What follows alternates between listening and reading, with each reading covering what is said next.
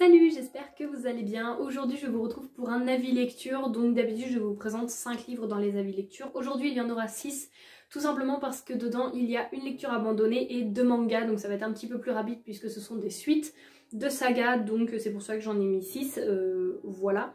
Dans l'ensemble on est à chaque fois sur des très bonnes lectures. Donc je suis ravie de vous retrouver pour vous parler de lectures forcément que j'ai aimées. C'est toujours mieux que de vous parler d'abandon, même si là je vais vous en parler d'un. Sinon toutes les autres lectures sont géniales. On va tout de suite commencer avec la première suite de manga dont je vous parlais, et il s'agit de l'Atelier des Sorciers, le tome 9. C'est écrit par Kamome Shirahama et c'est publié chez Pika. Donc dans cette histoire, pour ce qui est du premier tome, nous allons suivre Coco, qui est une humaine complètement normale, sans pouvoir, sans rien, et elle a toujours été fascinée par le monde magique, mais pour elle, seuls les sorciers nés sorciers, il me semble, peuvent pratiquer la magie et personne d'autre, sauf qu'un jour dans son village il y a un magicien qui arrive et elle le voit pratiquer un sort.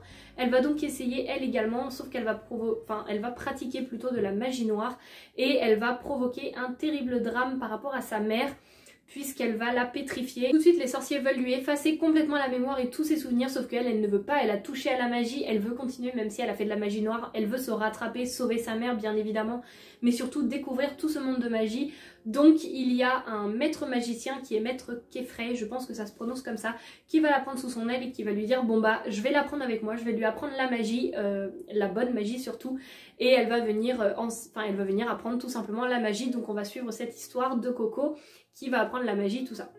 Donc là on est quand même sur le tome 9, donc on a pas mal avancé dans l'histoire. Pour moi encore une fois c'est une belle suite de saga où j'aime toujours autant suivre les personnages, retrouver l'univers, retrouver tout cet univers magique que j'aime beaucoup, le trait graphique puisque j'adore comment les personnages sont représentés. J'essaye de vous trouver une page qui ne spoilerait pas trop, mais par exemple là on a une double page avec des baguettes et tout, et je trouve ça magnifique. Enfin j'adore comment est-ce que c'est représenté. On a de nouvelles intrigues et de nouvelles problématiques qui s'ajoutent à l'histoire, et donc je trouve que ça maintient vraiment les questions qu'on peut se poser, où on a toujours, où on se dit mais qu'est-ce qui va se passer, parce qu'au bout de 9 tomes je me dis à un moment je vais peut-être m'en lasser et tout, j'avais peur de ça, mais en fait il y a toujours des nouvelles choses qui arrivent où on se dit mais du coup comment est-ce qu'ils vont faire à partir de maintenant, parce qu'il y a ça qui arrive, et comment est-ce qu'ils vont le gérer, voilà.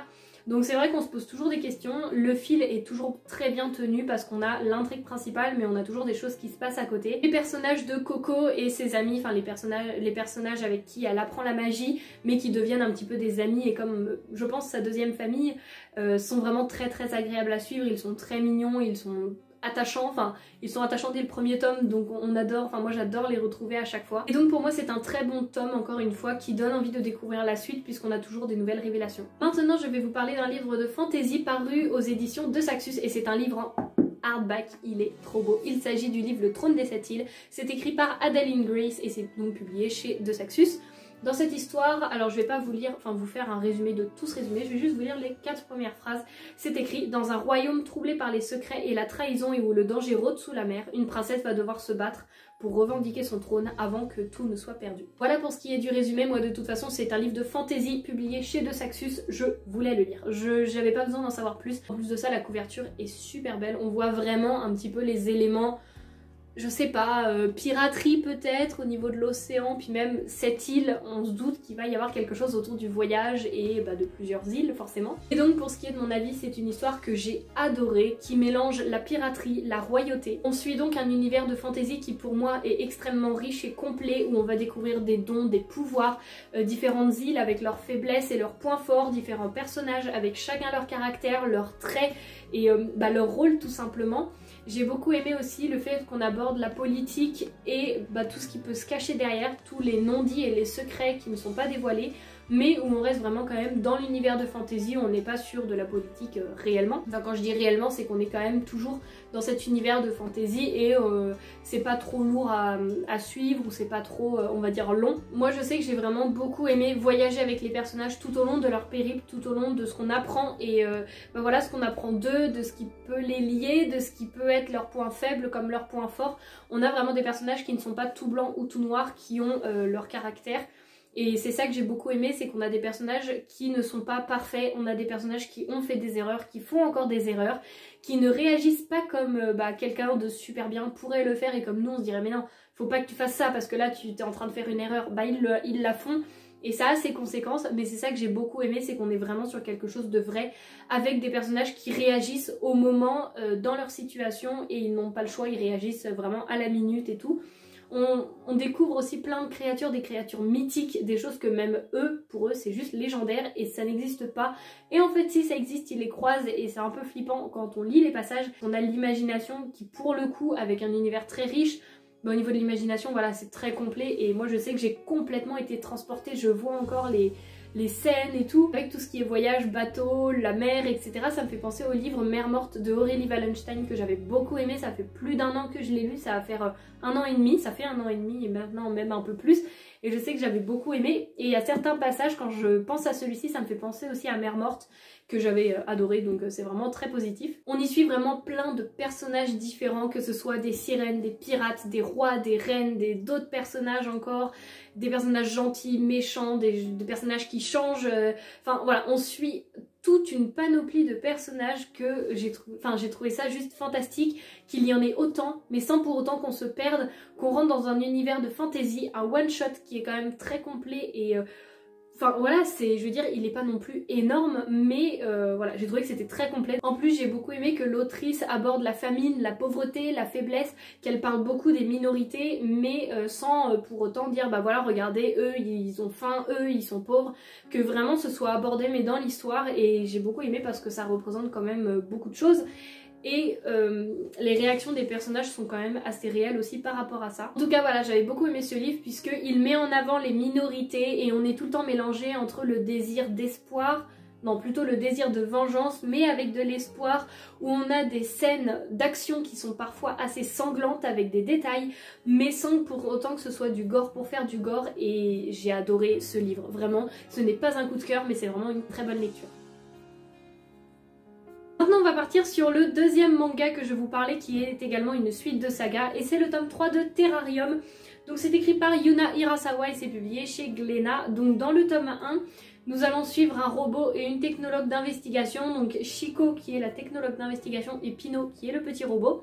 Et ensemble ils vont avoir des quêtes et des missions auprès de plusieurs robots, auprès de différentes villes, pour retrouver quelqu'un qu'ils ont perdu, quelqu'un de très cher pour eux. Et la phrase d'accroche qui est derrière le tome 1, si je me souviens bien, c'est « Combien d'années faudra-t-il encore à l'humain pour devenir meilleur ?» Pour ce qui est de ce tome 3, j'ai adoré la lecture, c'était trop mignon puisqu'on apprend beaucoup de liens entre Shiko et Pino, on apprend qui est-ce qu'ils sont réellement l'un pour l'autre. Je trouve qu'on apprend beaucoup de choses et c'est très touchant parce qu'on apprend plein de choses sur leur passé.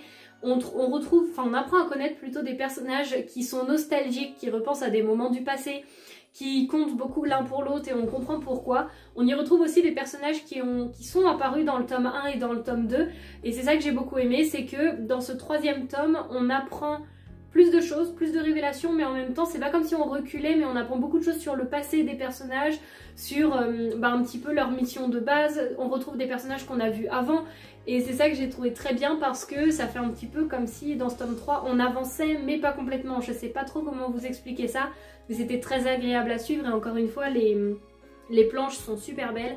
Je vais essayer de vous trouver une image pareil qui ne spoile pas, ce serait un petit peu embêtant. Mais encore une fois, voilà, c'est une histoire que j'aime beaucoup où en fait on se dit, on peut pas, enfin c'est pas possible de pouvoir s'attacher aux robots. Et en fait on comprend par les personnages et parce qu'ils vivent que bah si en fait quand tu grandis avec un robot, que c'est elle qui t'a adopté, que c'est elle qui t'a fait grandir, bah effectivement là à ce moment-là tu comprends. Et bon bref, en tout cas c'est trop mignon et j'aime beaucoup comment les personnages sont représentés. Donc voilà, de toute façon on le voit un petit peu sur le tome 1. Et j'adore tout autant les couleurs des couvertures dans le tome 1, on est sur du vert, c'est très de la verdure, etc. Dans le tome 2, il me semble qu'on est très dans les couleurs bleues, et donc là c'est plus sur des couleurs orange, marron, enfin c'est très coloré et je trouve ça vraiment très joli, mais en tout cas voilà, c'est un très bon tome 3. On va maintenant continuer avec un livre qui est dans ma pile à lire depuis je ne sais pas combien de temps, je le place je crois dans toutes mes piles à lire avec l'espoir un jour de pouvoir peut-être le lire. Si vous me suivez sur Instagram, vous l'avez forcément vu que je l'ai lu et donc là, je vais vous parler de Nos âmes tourmentées. C'est écrit par Morgane Moncomble et c'est publié chez Hugo dans la catégorie New Romance. On est donc sur une romance et comme vous le savez, si vous me suivez un petit peu sur la chaîne ou si vous me suivez pas, bah c'est pas grave, je ne lis que très peu de romances. Je lis vraiment pas de romances. Enfin, j'ai dû en lire 2 dans l'année, 2 ou 3 maximum je crois, mais c'est tout. Et bah voilà, en fait c'est ça qui me faisait peur en commençant cette romance, c'est que je me suis dit j'ai peur de pas accrocher, j'ai peur, je sais pas, est-ce que je vais aimer, en plus c'est une petite brique, enfin c'est une petite brique, il fait 600, non même pas, en fait non, c'est qu'il est assez épais, mais il fait à peu près 500 pages, donc en soi ça va. Mais en entendant plusieurs avis, et notamment celui de Kimi Collection, oui, elle m'influence sur beaucoup de livres, elle avait dit que elle non plus au départ elle ne lisait pas de romance, et celui-ci l'avait un petit peu bouleversée, elle avait lâché des larmes, etc.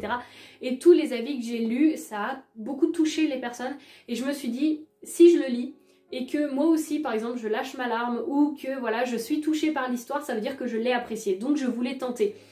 Et alors je veux pas du tout vous faire de résumé, je vais juste vous lire pareil la phrase qui est écrite en gros, je fais souvent ça pour les résumés, ça va plus vite et puis même je trouve que ça laisse un peu... Enfin, ça en dit pas trop sur l'histoire et c'est mieux d'en découvrir au moment où on le lit. C'est donc écrit: les ombres du passé planent toujours sur Charleston et les apparences n'ont jamais été aussi trompeuses. Évidemment, ce roman a été une grosse surprise pour moi puisque je l'ai beaucoup aimé. On y suit des personnages qui sont attachants, qui ont un vécu, mais pas juste pour dire voilà, ils ont un lourd passif, ils ont un vécu, etc. Non, là, c'est vraiment expliqué, je trouve, c'est vraiment bien détaillé et voilà, on est avec les personnages, on a envie de les soutenir, on est avec eux. Et aussi, enfin, c'est quand même des personnages qui ont un sens de l'humour et de la répartie qui est quand même assez drôle, faut l'avouer. On y aborde donc des thématiques assez lourdes, attention, puisqu'il peut y avoir des sujets assez forts. De toute façon, je crois qu'il y a des petits trucs, attention, avant de commencer la lecture, je crois que c'est des trigger warnings qu'on appelle. C'est écrit au début du livre: note d'auteur, avertissement. L'autrice prévient qu'on parle de viol, de cyberharcèlement, de dépression, de suicide aussi, et qu'ils étaient tous liés d'une façon ou d'une autre. Et après elle a mis: mais promis, il y a aussi des choses très positives à propos de ce livre. Et effectivement, c'est ça que je veux souligner, c'est que même si on y aborde des thématiques très profondes et très lourdes, et qu'elles ne sont pas juste survolées pour le coup, elles sont bien expliquées et on voit l'impact que ça a sur les personnages, on n'est pas pour autant sur une histoire qui est dure à lire. On est vraiment sur une histoire qui fait du bien, j'ai envie de vous dire, et qui est agréable en fait à suivre. On voit vraiment que le harcèlement, le cyberharcèlement ou toutes ces choses-là, même si on ne dit rien, ça veut pas pour autant dire que ça nous touche pas et que ça nous fait pas du mal. On voit vraiment, et c'est pas expliqué explicitement, mais on le voit que les mots et les paroles peuvent aussi être aussi violentes et aussi méchantes, et ça peut autant impacter que les coups qui peuvent être portés, que les gestes violents qui sont faits. Comme quoi les paroles parfois, ça peut faire aussi très très mal. Il y a vraiment des passages qui m'ont marqué et qui m'ont même touchée. Je vous avoue, j'ai versé ma petite larme à un moment. Enfin, moi il m'en faut pas beaucoup pour pleurer devant un livre, donc forcément voilà. Mais en tout cas c'est vrai que j'ai beaucoup aimé. J'ai été vraiment plongée dans l'histoire et je pensais que j'allais mettre un petit peu de temps à le lire, le temps de rentrer dans l'histoire, de m'attacher aux personnages, etc. Et en fait, mais j'ai eu l'impression de le dévorer ce livre. Pourtant j'ai dû le lire, j'ai pas été si rapide que ça, j'ai dû le lire en 4-5 jours je crois. Mais ouais, j'ai adoré, j'ai beaucoup aimé, c'est pas un coup de cœur du tout, mais c'est franchement une très bonne lecture. Puis on alterne bien entre des moments légers, des moments stressants, des moments où les personnages sont en colère, où voilà, ils se mettent à rire, où il y a des situations beaucoup plus gaies pour le coup, et puis après des situations plus compliquées. Enfin vraiment on alterne et on reste pas tout le temps sur une atmosphère pesante, lourde, etc. Donc c'est ça qui est vraiment bien aussi. Et oui, j'ai bien aimé, et c'est vrai que ça fait du bien de lire une romance de temps en temps. Je vous dis ça, mais je ne sais pas quand est-ce que je vais en lire. Celui-ci m'a montré que oui, c'est très bien, j'adore, j'ai beaucoup aimé l'histoire, mais c'est pas pour autant que j'ai envie de lire plus de romances. Donc, voilà, je reste à mon avis que une romance de temps en temps, ça peut faire du bien, mais je préfère rester sur, on va dire, fantasy, fantastique, et puis mes lectures habituelles. Mais voilà, au moins ça m'a fait sortir un petit peu de ma zone de confort et c'est pas plus mal puisque j'ai bien aimé. On va maintenant terminer avec un livre qui est une histoire assez courte mais qui ne m'a pas laissé, on va dire, sans émotion puisque j'ai beaucoup aimé. On doit être sur du... Attendez, je regarde. Le livre fait même pas 110 pages et j'ai adoré l'ambiance, tout ça. Bref, il s'agit tout simplement de Chambre 1408, c'est écrit par Stephen King et là c'est publié chez Albin Michel dans la collection Wiz, il me semble. Oui c'est ça, dans la collection Wiz. Dans cette histoire, encore une fois, je vais m'en tenir au petit résumé qui est écrit avec les grandes lignes puisque là c'est vraiment, je trouve, ça donne un peu l'ambiance. C'est écrit: dans une maison abandonnée ou dans le donjon d'un vieux château, votre incrédulité peut vous servir de protection. Dans la chambre 1408, elle ne fera que vous rendre encore plus vulnérable. C'est une lecture qui est rapide mais qui n'en reste pas moins surprenante puisque pour ce qui est de cette histoire, l'ambiance, tout, l'écriture, la façon de dépeindre le décor, de dépeindre tout, les personnages, etc. et l'ambiance, ça m'a vraiment fait penser au style de Edgar Allan Poe, voire un petit peu de Tim Burton, mais pas trop Tim Burton, plus dans l'ambiance un peu glauque, loufoque, mais vraiment Edgar Allan Poe. J'avais vraiment l'impression de me retrouver dans le livre La chute de la maison Usher ou Le cœur révélateur, ça m'a vraiment fait penser à ça. Avec cette ambiance où on entend les bruits, où on voit les choses mais c'est flou, on sait pas trop ce qui se passe, on se dit mais enfin c'est assez angoissant parce qu'on peut pas mettre vraiment un mot précis sur ce qui se passe ou toucher du doigt vraiment la situation. C'est flou, c'est oppressant, on dirait comme s'il y avait une brume un peu qui entourait, je sais pas si vous voyez un petit peu l'ambiance. J'ai beaucoup aimé découvrir ce livre parce que voilà, comme je vous ai dit, déjà j'adore Edgar Allan Poe, c'est un auteur où j'adore le style, l'ambiance, l'atmosphère qu'il peut créer et tous les messages cachés. Et là, je pense notamment au cours d'anglais que j'ai suivi puisqu'on a décortiqué les textes et quand on voit tout ce qu'il y a de caché derrière un livre, derrière des simples phrases, tout ce qui peut être montré, c'est fantastique. Et là, ça m'a clairement fait penser à ça, avec des décors qui bougent, des choses, mais c'est à la limite du surnaturel, on sait pas trop où est la différence, où est la ligne en fait, la barrière entre la raison et la folie, entre l'imagination et la réalité, et c'est ça que j'ai beaucoup aimé. On n'est pas sur une histoire d'horreur, ni une histoire qui fait peur, mais vraiment sur une atmosphère qui est oppressante et où on se dit mais c'est quoi ce truc quoi. Et tout au long de l'histoire on plane autour de ce mystère et j'ai adoré cette lecture, ça change vraiment je trouve, c'est pas le même style que les autres livres de Stephen King. Pour le coup voilà, c'est une lecture que j'ai vraiment aimée parce que ça m'a laissé où je me suis dit mais c'est pas un livre comme un autre, se démarque vraiment des autres et c'est ça qui est super dans une lecture. Et avant que j'oublie, parce que j'allais oublier, je vais vous parler de mon abandon. C'est quand même dommage de terminer sur un abandon, mais je l'avais complètement oublié puisque je sais même plus si je l'ai avec moi. Je sais que je l'ai mis à vendre pour vous dire, mais du coup je ne sais même plus si je l'ai vendu. Il me semble que oui, mais je suis pas sûre. En tout cas, il s'agit du livre La femme du gardien de zoo. C'est écrit par Diane Ackerman et alors l'édition, je crois que mon livre était dans l'édition France Loisirs, mais je suis pas sûre. Dans cette histoire, nous allons suivre un couple pendant la Seconde Guerre mondiale, enfin c'est juste avant que ça démarre. Ils tiennent un zoo et en fait, donc c'est le zoo de Varsovie. Et au moment où la guerre commence, ils vont perdre tous leurs animaux et ils vont se servir des tunnels qui communiquent entre les cages pour pouvoir essayer de cacher des personnes, des juifs, d'essayer de les sauver. Et voilà pour ce qui est du résumé. Il me semble, pareil, alors je sais plus si c'est exactement ça, mais il me semble que c'est un témoignage réel, mais pas refaçonné par l'autrice, mais que l'autrice s'est approprié pour en faire une histoire. Il me semble que c'est ça, mais je veux pas trop m'avancer de peur de dire n'importe quoi. En tout cas, je sais que c'est basé sur une histoire un petit peu réelle. C'est une histoire qui me faisait vraiment envie puisque je me suis dit, cette partie de l'histoire là, enfin ce côté, voilà, avec le zoo, avec le fait de cacher dans les tunnels, je me suis dit ça peut être hyper intéressant à voir comment est-ce qu'ils ont fait, à suivre un petit peu comment est-ce qu'ils ont réagi quand ils ont perdu chacun de leurs animaux finalement, parce que ça a dû être quand même assez dur. Et voilà, je trouvais ce côté vraiment très intéressant, en plus d'être sur un fond historique, ce qui est quand même intéressant de base. Mais là où ça ne l'a pas fait, c'est tout simplement qu'au moment je ne voulais pas lire de contemporain. Donc il y a eu aussi ce truc, vous savez, où je vous ai parlé de la lecture de Guillaume Musso qui a été un petit peu une déception pour moi. C'était, je crois que je l'ai lu juste après en fait, La femme du gardien de zoo. Pourquoi je me suis entêtée à lire du contemporain alors que je voulais lire du fantasy fantastique? Je n'en sais rien, vraiment, et je ne retenterai pas l'expérience. Du coup maintenant je me dis, suis tes goûts, tu n'as pas envie de lire de contemporain, n'en lis pas. Mais tout simplement parce que je me suis dit, ça fait un petit peu longtemps, ce serait bien que j'en lise, j'ai pas lu de contemporain depuis un petit moment, et puis j'ai des livres aussi qu'on m'a prêté qu'il faudrait que je redonne, blablabla, voilà, des excuses encore une fois. Mais je l'ai lu, je l'ai commencé, et en fait je n'étais pas dedans, mais alors dès le début je n'ai pas réussi à rentrer dans l'histoire, je lisais mais je pensais tout le temps à autre chose. Ce qui a fait que dès le début j'avais l'impression d'être submergée par la description. Alors les premiers chapitres ça allait, mais je trouvais que c'était long, que c'était beaucoup de descriptions, que voilà, j'arrivais pas à suivre les personnages, j'arrivais pas à suivre ce qui se passait. Dans le livre il y avait des termes allemands, des noms allemands aussi, et il n'y avait pas de traduction du coup quand il y avait des termes de choses qui se passaient. Je me disais oui mais ça correspond à quoi en fait dans la guerre, enfin c'est quoi? Et je veux dire si on le sait pas, on peut pas deviner comme ça. Donc aussi ça m'a un petit peu mis un truc en plus où je me suis dit bah je sais pas ce qui se passe, je lis mais je comprends pas le truc, bon bah ok, puis j'ai continué et en fait déjà que je suivais pas au début, du coup les informations se sont tassées, c'est monté et je comprenais rien du tout. Donc c'est pour ça, au bout de, allez, 100 pages peut-être, même pas, je crois que j'ai même pas dépassé les 100 pages, je sais plus du tout. J'ai arrêté la lecture, c'est mon premier abandon de l'année malheureusement, mais ça ne l'a pas du tout fait avec moi parce que dès le début, voilà, j'étais pas dedans et je sais que Pour le coup, il y a peut-être des livres parfois que je me dis non, tu le liras plus tard, pour l'instant c'est pas le moment. Mais alors lui, je sais que je ne pourrais pas y retourner parce que voilà, trop de descriptions et moi ça m'a bloqué dès le début, c'est assez dommage, mais c'est comme ça. Pourtant, ça partait bien, je suis sûre que le livre est bien.